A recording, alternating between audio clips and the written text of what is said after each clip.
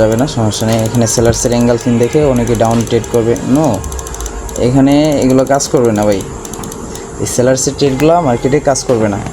Sellers এখানে যদিও এটা মনে করেন একটা পাওয়ার ক্যান্ডেল হইলো, এটা একজস্ট হয়ে যাবে, ঠিক আছে। এটা একজস্ট হিসাবে ভ্যালিড হবে। তো আমরা দেখি আমাদের মার্কেট টার্গেট কোথায়। মার্কেট টার্গেট কিন্তু আমাদের এই উপরের লিকুইডিটিটা, উপরের ইন্টারনাল লিকুইডিটি কোথায় থাকে? মার্কেটে ফেয়ার ভ্যালু অথবা আপনার এই যে এখানে একটা হাই ক্রিয়েট করছে, এই হাইয়ের মধ্যে ইন্টারনাল লিকুইডিটি থাকবে। তো ইন্টারনাল লিকুইডিটি থেকে কিন্তু মার্কেট নিচে মুভ দেবে, ঠিক আছে। ইন্টারনাল লিকুইডিটি কিন্তু মার্কেটে এই জায়গায় আছে ফার্স্ট অফ অল, আবার এই জায়গায়ও আছে ইন্টারনাল, এখানেও ফেয়ার ভ্যালু আছে, এটাও একটা ইন্টারনাল লিকুইডিটি। তো আমাদের কাছে সবচেয়ে ভ্যালিড হবে এটা বা এটা, এই দুইটা লিকুইডিটি আমাদের কাছে ভ্যালিড, ঠিক আছে। সো আমরা এখানে আরও ট্রেড করবো আপের, এখানে শুধু আপের ট্রেড হবে, ডাউনে কোনো ট্রেড হবে না। সরি, আমার একটা সমস্যা হয়ে গেছে। এখানে শুধু আপের ট্রেড হবে, ঠিক আছে। এখানে কোনো ডাউনের কোনো ট্রেড হবে না। এখানে আপের ট্রেড হবে কেন? আপনাদেরকে কি বললাম যে মার্কেটের টার্গেট উপরের দিকে। এখন যদি এখানে না যায়, ইকুয়াল হাই তৈরি করছে, এখন একটা হাই, ইকুয়াল হাই না, এটা ইন্টারনাল লিকুইডিটির একটা হাই ক্রিয়েট করছে। এটা ইন্টারনাল লিকুইডিটি, যদি ইন্টারনাল লিকুইডিটি থেকে মার্কেট সুইপ করে নিচে আসে, তাইলে আমরা ডাউনে ট্রেড করে ফেলবো, ডাউনে কনফার্মেশন পেয়ে যাব। যেহেতু এটা এখন পর্যন্ত ইন্টারনাল লিকুইডিটিটা সুইপ করে নেই, ঠিক আছে। সুইপ করে যদি নিচে আসে, তাইলে আমরা আবার ডাউনে ট্রেড করব।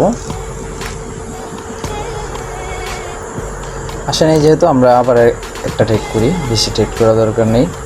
এখানে আরেকটা ট্রেড করি।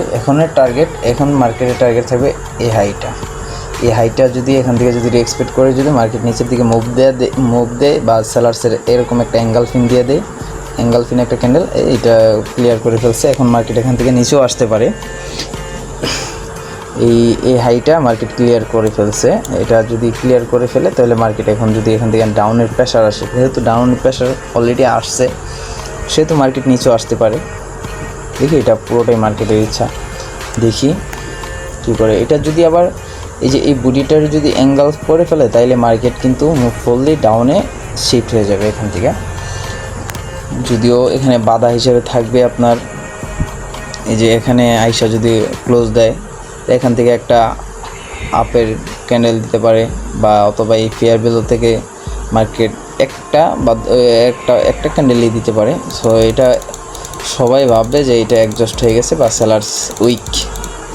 নো ভাই, এখানে সেলার্স উইক না, সেলার্স এখান থেকে লিকুইডিটি সুইপ করে ফেলছে।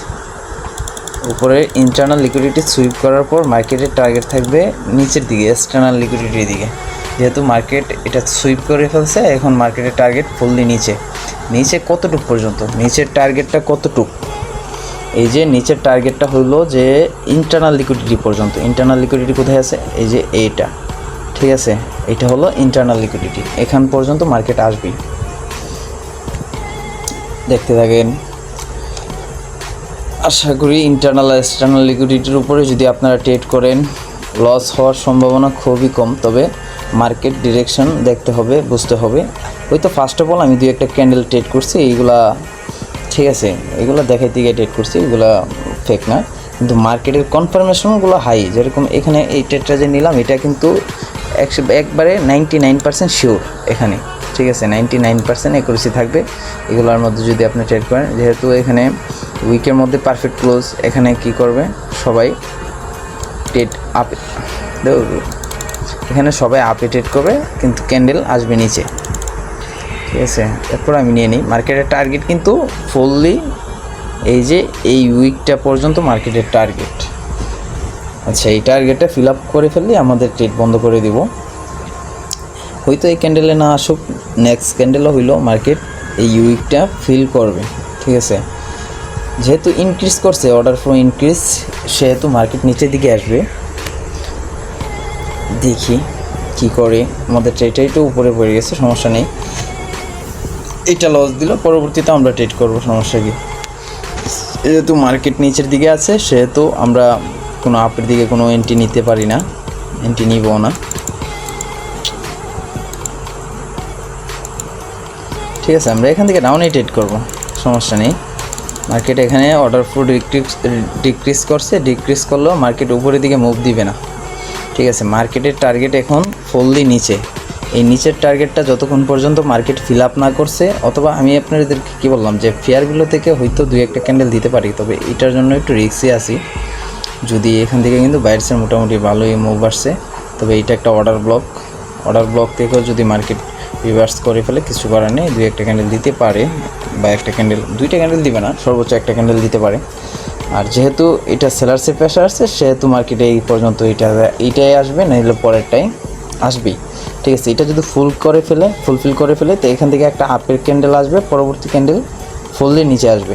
ঠিক আছে, এটা আমরা দেখি আমাদের কথা মতো কাজ করে কিনা মার্কেট। যদি এটা এই যে উইকটা ফিল করে ফেলছে, এখন মার্কেট এখানে হয়তো একটা আপের ক্যান্ডেল দিবে, নাইলে এই উইকটা এই ক্যান্ডেলই ফিল করে ফেলতে পারে। এই ক্যান্ডেলে আমি আশা করি যে এই ক্যান্ডেলই ফিল করে ফেলবে। হ্যাঁ, এখন ফিল করে ফেলছে না,